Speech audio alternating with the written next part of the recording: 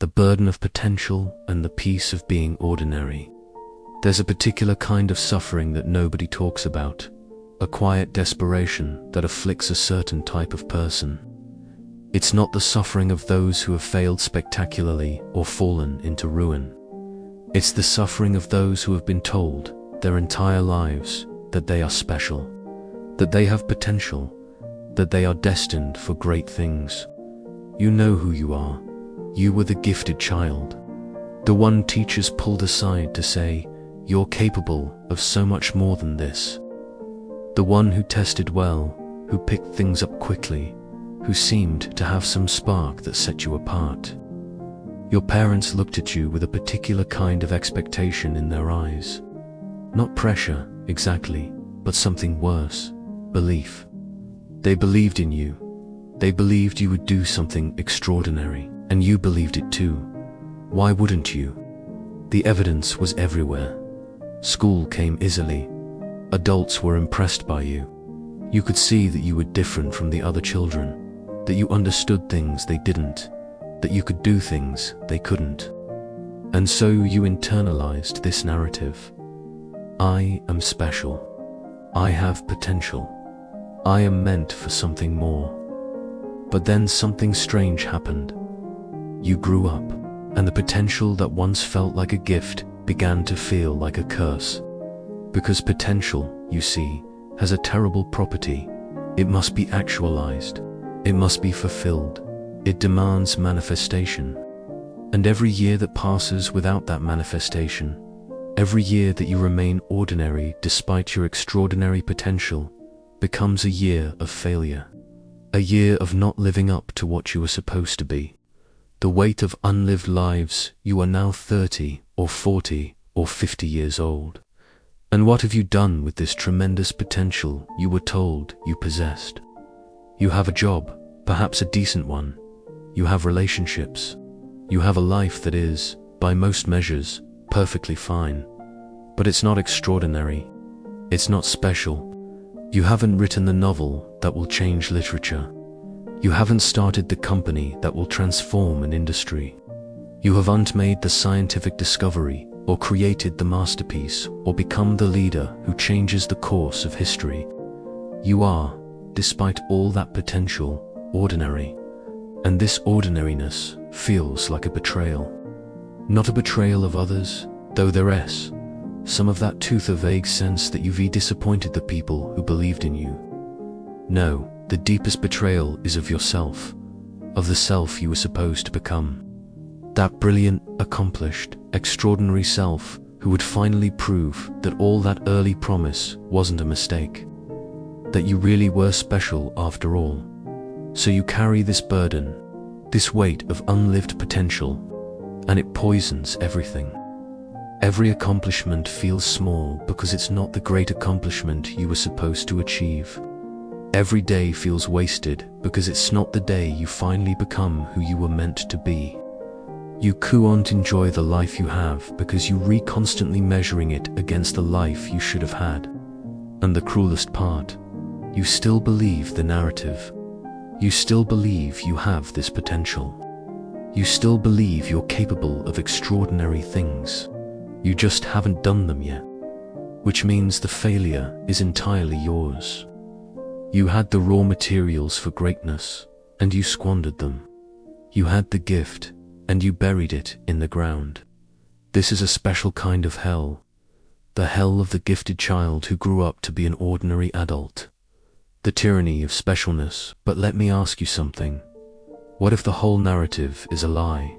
Not the part about you being intelligent or talented or capable. Those things might be true enough, but the part about what that means, the part about potential needing to be actualized, the part about being special requiring you to do something extraordinary.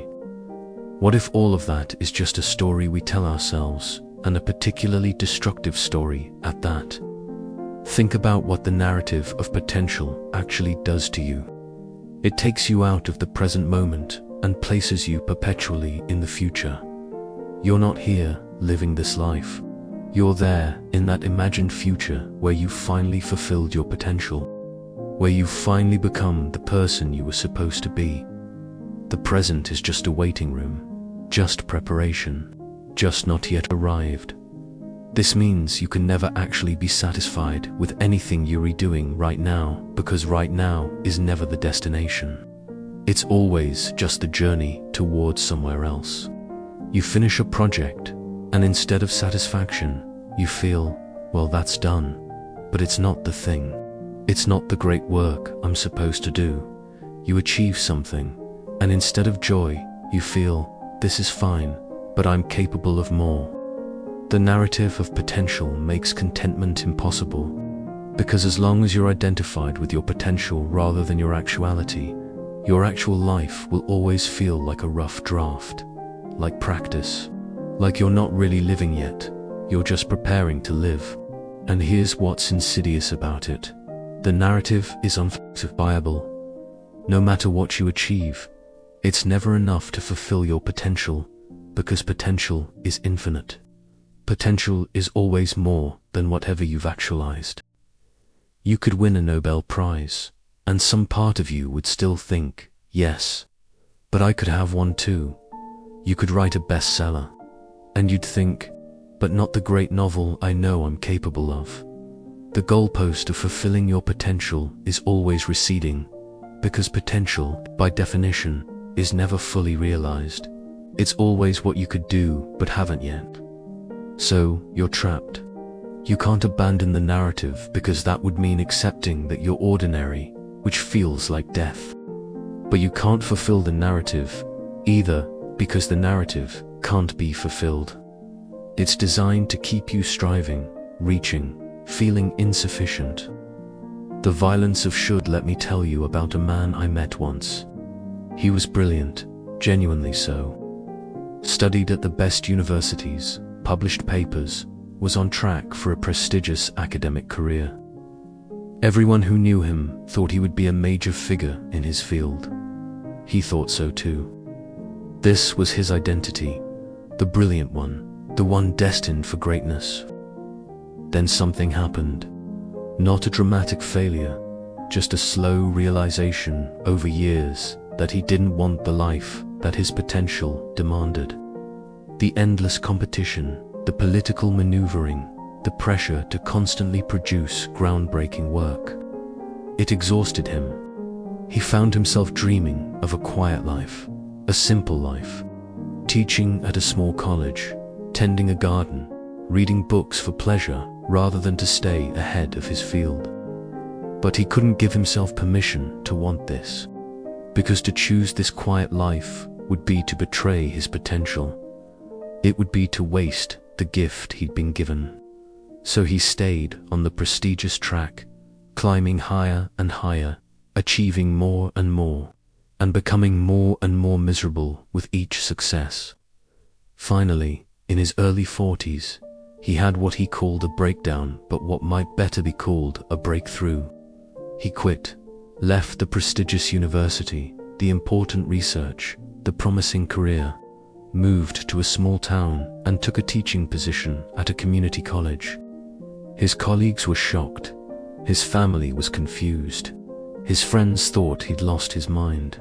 And he told me years later, after he'd been living this lesser life for a while, that the hardest part was underneath the external judgment. It was his own internal voice screaming at him that he was wasting himself, that he was betraying his potential, that he was choosing to be ordinary when he could be extraordinary. But gradually, that voice quieted, and in the quiet, he discovered something he'd never experienced before: contentment. Not the thrill of achievement or the satisfaction of being recognized for his brilliance. Just simple contentment with the life he was actually living. Teaching students who weren't the best and brightest, but who genuinely wanted to learn. Coming home to a house he'd bought with his modest salary and cooking dinner. Reading a book in the evening, not because he had to, but because he wanted to. He described it to me like this: I finally stopped living in the conditional tense. I spent my whole life thinking, when I achieve this, then I'll be happy. When I accomplish that, then I'll have fulfilled my potential. I was always in the future, in the will be and should be. Now I'm just in the present, in the is. And it turns out that the is enough.